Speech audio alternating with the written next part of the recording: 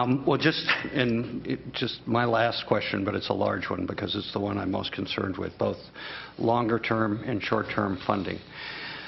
So in regards to, there was mention about the greenhouse gas and you having a report, I think the authority back to us about alternative. In June. Yes. And Brian, you being part of that working group, and then there's discussions in and around this building about identifying a sustainable funding source for our transportation needs, and there's some people who opine that the fuels portion of cap and trade that you're working on might be a good place to go. And then in the near term, of course, everything you said has to comply with what the voters approved in Senator Galgiani's bill. So as we get forward to looking at what the backup plan might be, which goes to, I think, the auditor's concerned about risk management if the money doesn't come through from the federal government, depending on what happens politically in Congress, or the attraction of getting venture capital, particularly for the middle segment, which we've always, I think, all of us have agreed that's a struggle, given the modeling for at least now, as opposed to in the more urban areas. So just tell me how this is going to play out as you see this in between now and you get the greenhouse gas, your backup plan. And at the same time, the working group is dealing with how you're going to frame the fuels portion of the cap and trade at California EPA. So any comments on that? And then I have a question about the near term and the vehicle weight fee and the sustainability of that, of servicing the debt on the existing debt. I thought if it's all right, Mr. Chairman, I'd take the first chop, but then Mr. Morales, who has a... With your usual eloquent brevity. Brevity, yes. I've been waiting 20 years to say that. I'm sorry you had to wait that long. I never got a chance to say it before this. Let me just...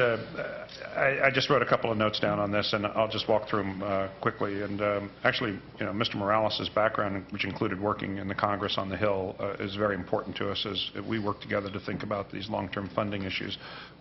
So I'll ask him to pick up any pieces I missed. But the starting point for all of this is that we're here at the High-Speed Rail Authority to build high-speed rail because the people in the legislature have told us to build it, but we're also citizens of the state. And my background includes local transportation, a local transportation agency. So I think we're very focused on the fact that this cannot be a separate standalone entity that's devoid of any connection with all those other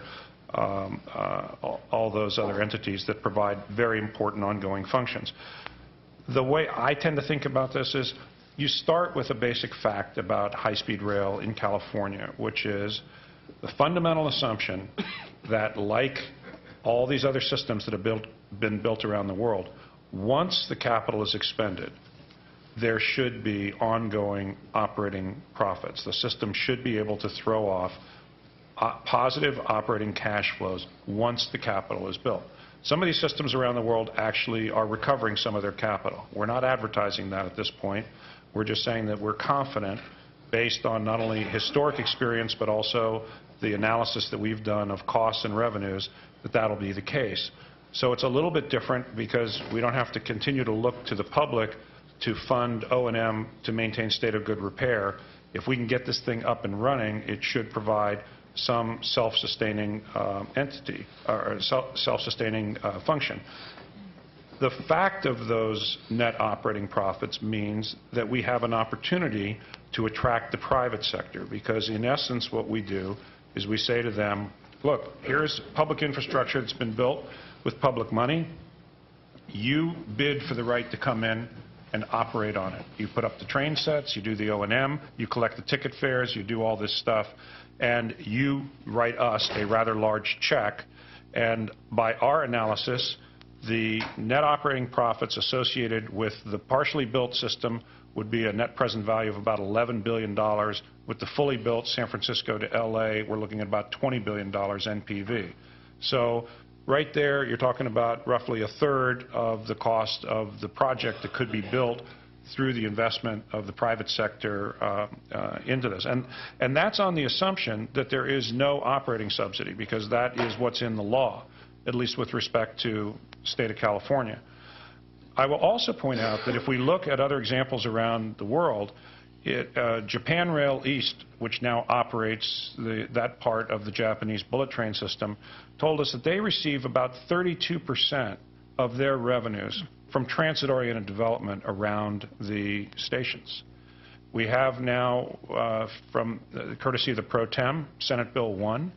I'm not in a position to say where the administration will come out on that, but certainly we're looking at that, and Senator Steinberg has made it very clear that he wants that bill to include a provision that would allow us to benefit from any transit-oriented development within 1 mile of a high-speed rail station. We think that there's tremendous potential associated with transit-oriented development, nor had the prior business plans even had the opportunity to look at leasing our right-of-way for fiber optics, leasing our right-of-way for other types of infrastructure, whether it's water or dairy biogas or transmission lines or anything else. So there's a lot of untapped sources out there before we even get into the conversation, which frankly will occur in this body and other places, about cap and trade revenues and things like that.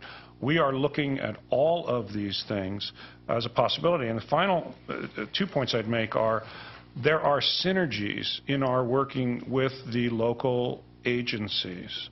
My friends at BART told me that their fare box recovery ratio, I mean, I was very proud of the fact that in my 12 years it went from 48 to 62%. It's now 72%. The BART line between downtown San Francisco and San Francisco Airport is operating at 105%. They're recovering all of their operating costs for that segment. By coming in and connecting with BART at San Jose and probably at Millbrae, by connecting with Metrolink, we're going to be delivering passengers to them, we're going to be collecting passengers.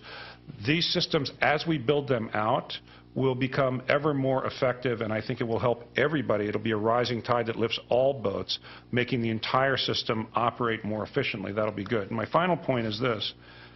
We're very cognizant that the federal funding model is going from direct grant funding, which has been the case in the past, to something different than that. Probably more of a financing model than a funding model. In the last bill, they dramatically increased the TIFIA capacity from, I think, about 100 and something million to over $1 billion. And this provides low-cost financing. It's another way to get the private sector involved in an accelerated way and to leverage public sector.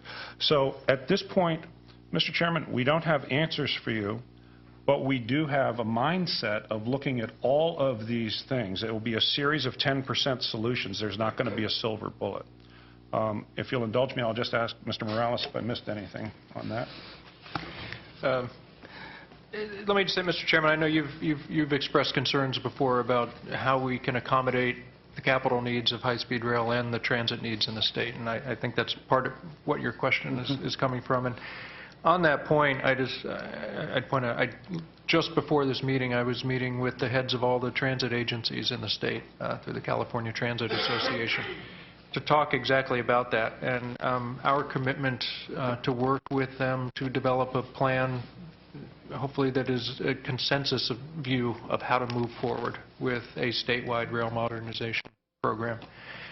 One of the advantages we have, and Dan just touched on it, because of the operating attributes of high-speed rail, we have an ability to finance to a much greater degree than transit systems do, because by design and by performance they don't operate the same way that we do. So there's some ways in which we will, at least in theory, be competing for money, but there are a lot of ways in which we won't, and we can work collaboratively together. And one of the things our ridership studies show, and our experience in looking at other systems around the world, the systems have to be mutually reinforcing, and they can be mutually reinforcing, so that, you know, implementing our system will grow ridership on other systems, which improves their finances and can give them other access to other funds as well. So we really want to move forward aggressively with what we started last year of looking at this system as being part of the state transportation system, not something developed in a vacuum.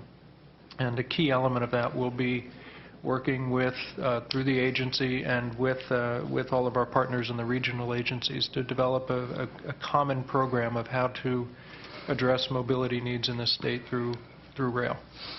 I want to allow some time for my colleagues to ask questions, so I just maybe the direction we could go from this, from my perspective, and of course Senator Bell, as chair of the Fiscal Committee, will be dealing with this during the budget hearings, but maybe working with the auditor.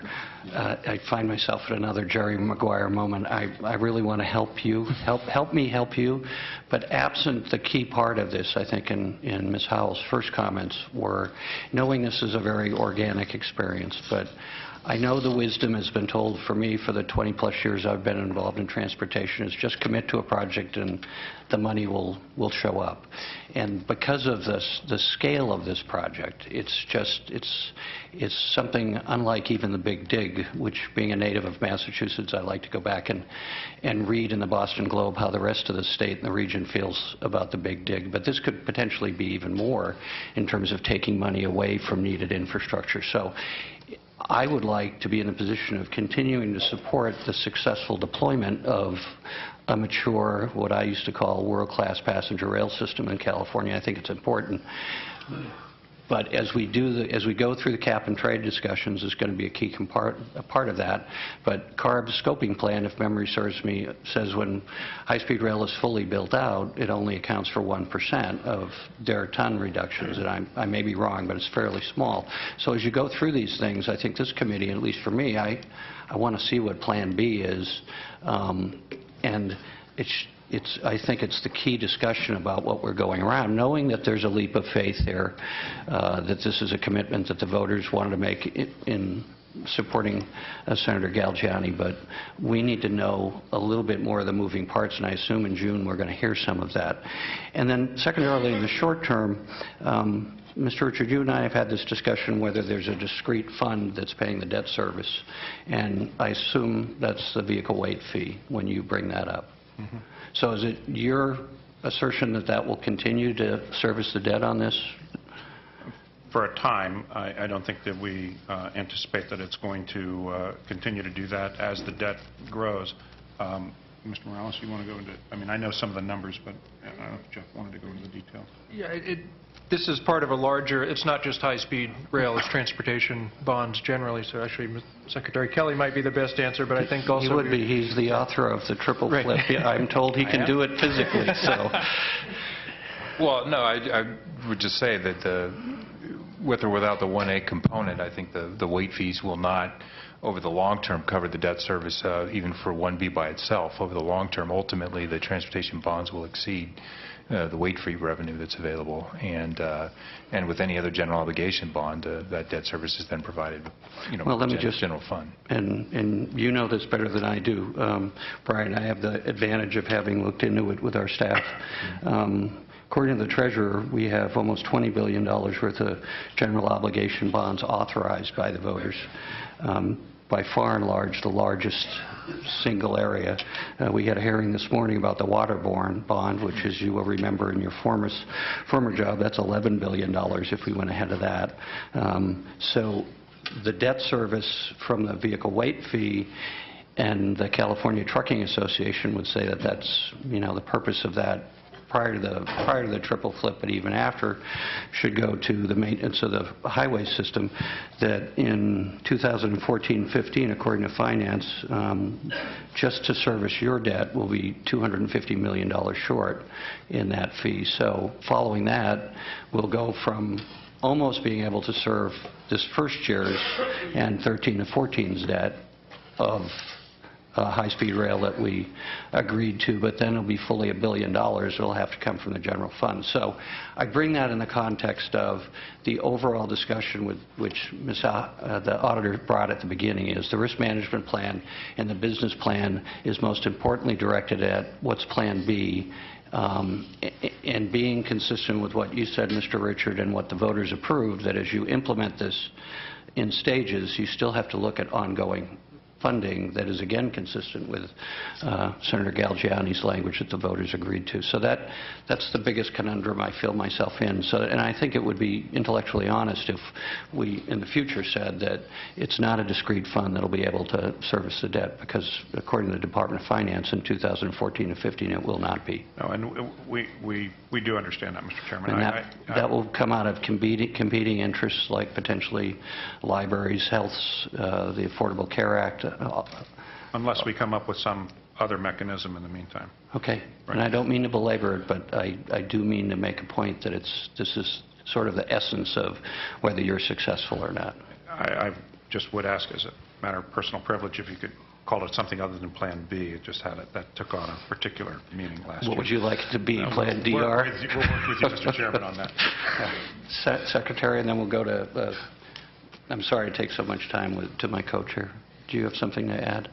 Only that, of course, when the bond package, all of that infrastructure bond package 2006 was passed, I'm hearing a little bit that a lot of the debt service issues are being laid on this project. And I guess I would just observe that, at the time those were passed, general obligation bonds were generally serviced by the general fund. We went through a fiscal crisis and the deepest recession in 70 years in California.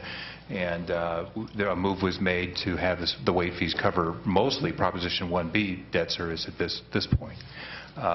And that's sort of unfortunate from a transportation available revenue and investment perspective, because that's a chunk of money. Now 14% of our statewide revenue is going to debt service. But that's today independent of these guys getting out there much on bond issuance.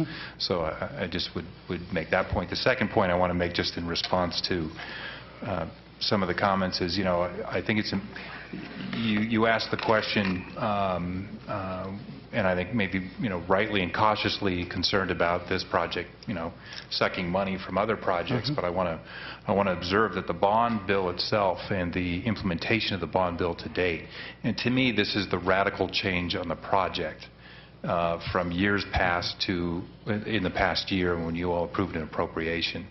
The adoption of a broader approach, an approach that's founded in partnerships, is consistent with how we build transportation projects generally, and it's been a huge leap for this project going forward. And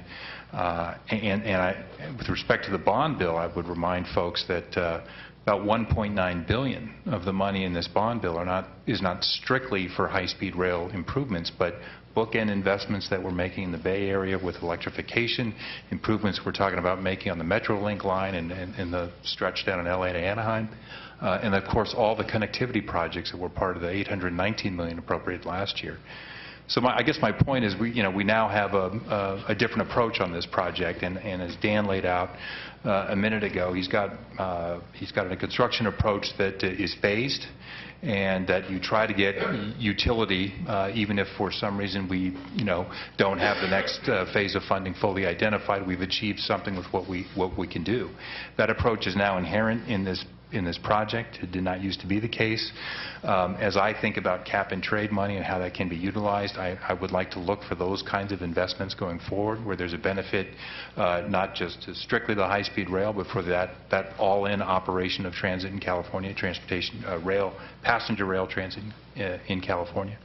So, I think I just want to make those points that there's, and it's actually, I should say one more thing, it's not dissimilar from what we're seeing in other major projects around the state. I was recently briefed on the I-5 North expansion project in the San Diego region, where they're looking at both a all-in-one project, a highway expansion and the expansion of the Pacific Surfliner rail project in San Diego. And, that is a multi-year project that they don't have every penny lined up for. They are providing sales tax money for that. They're looking at revenue generated by ridership. They're looking at other sources of revenue, STIP, some bond money may be in that.